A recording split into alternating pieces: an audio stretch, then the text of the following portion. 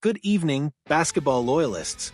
For years, we've watched the Chicago Bulls exist in a purgatory of mediocrity, perpetually stuck in that soul-crushing play-in tournament void.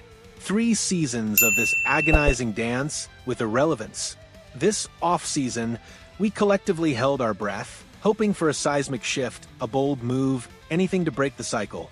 Yet here we stand, staring at the same old story, and at the heart of it all is a veteran center, Nikola Vucevic, and a fascinating, frustrating financial stalemate that affects every single one of us who loves this game. Trapped in limbo, the Bulls' offseason woes the promise of a transformative 2025 offseason has frankly been a colossal disappointment for the Chicago Bulls. Remember all the talk? The whispers of major trades, the hopeful projections of a fresh start?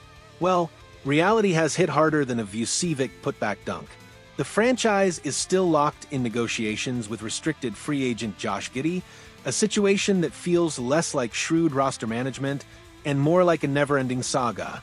But the real headline, the one that's causing so much frustration, revolves around their inability to move veteran center Nikola Vucevic. It's like watching a car stuck in mud, wheels spinning, but going absolutely nowhere. The buyout buzz, a glimmer of hope? For a fleeting moment, a ray of light pierced through the gloom. Bleacher Report's Jake Fisher recently floated the idea that if the Bulls couldn't find a trade partner for Vucevic, a contract buyout might be on the table. Think about that for a second.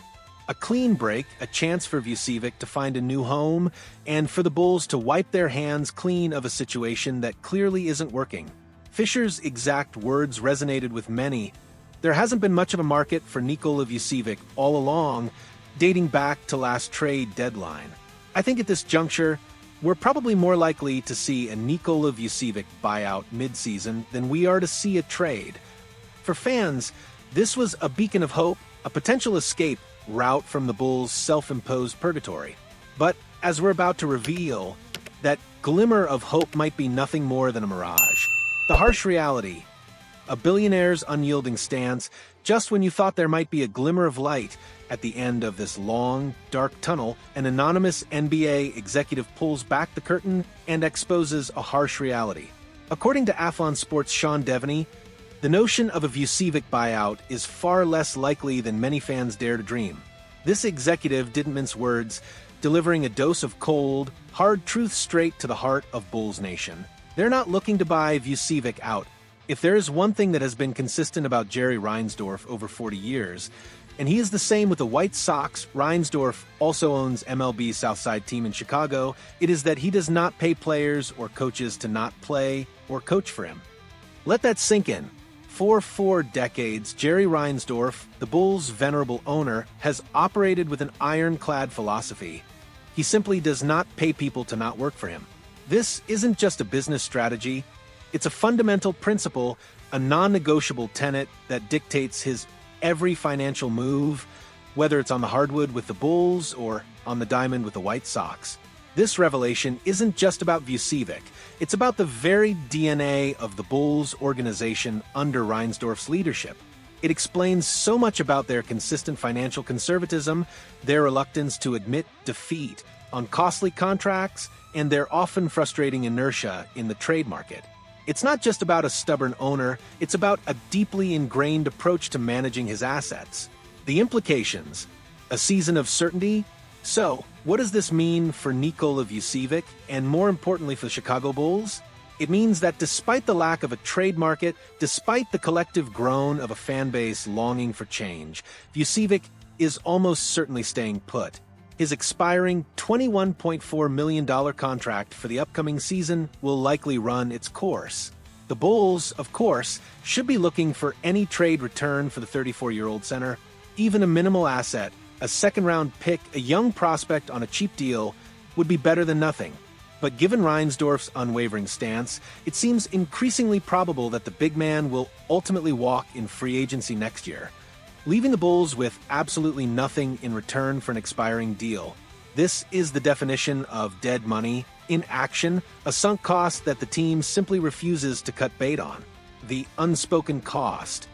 Beyond the salary cap, the financial implications are obvious, but the human cost, the fan cost, is far greater. This isn't just about a player's contract. It's about a franchise stuck in neutral, unable to progress, unwilling to take the necessary steps to truly compete. Consider the ripple effects. Lost opportunity. Every minute Vucevic plays, every dollar he earns on a team that's struggling to find its identity is a minute and a dollar that could be invested in a younger, more dynamic player or a different strategic direction. Fan frustration. This kind of financial rigidity breeds cynicism among the fan base. They see an owner prioritizing the avoidance of dead money over the pursuit of winning, and it erodes trust. Player development stifled. When you have a veteran on a large, untradeable contract, it often limits opportunities for younger players to develop and find their rhythm. The Bulls are currently in a precarious position.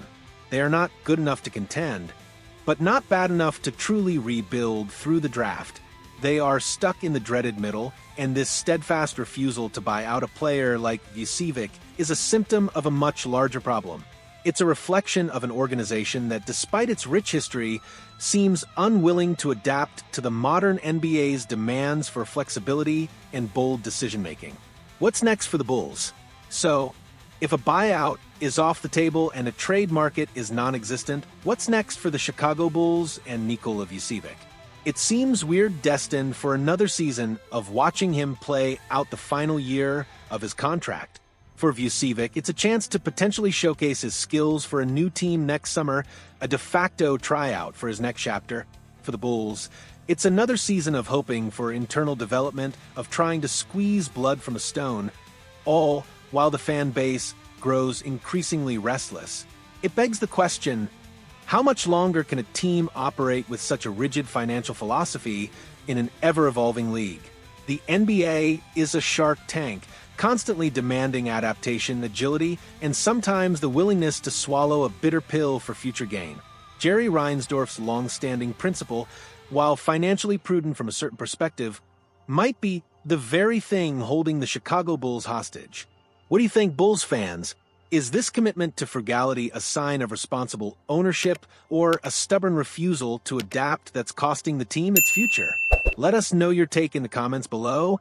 And if you felt the sting of this reality check, hit that like button to spread the word.